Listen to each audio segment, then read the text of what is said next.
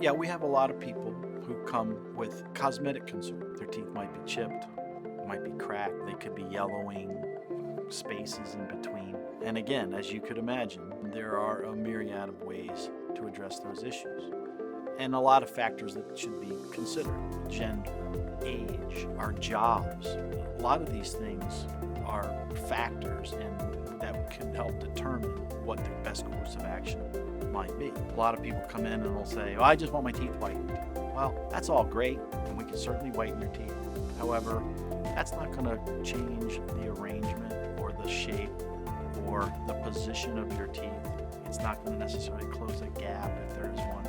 For cosmetics, it's very important that, again, we sit down, look very closely at what your concerns are, and then come up with the different solutions that will fit specifically what you need. So if you were wanting to improve the cosmetics of your smile, there's whitening.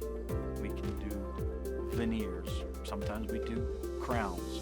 Sometimes it's just a matter of an orthodontic movement, moving them with braces, or a clear retainer type orthodontic treatment would be another solution. And sometimes it's a combination of all of those. And again, the only way we can really determine that is I encourage you to come into BayView Dental, and we'll be happy to sit down and offer up a consultation.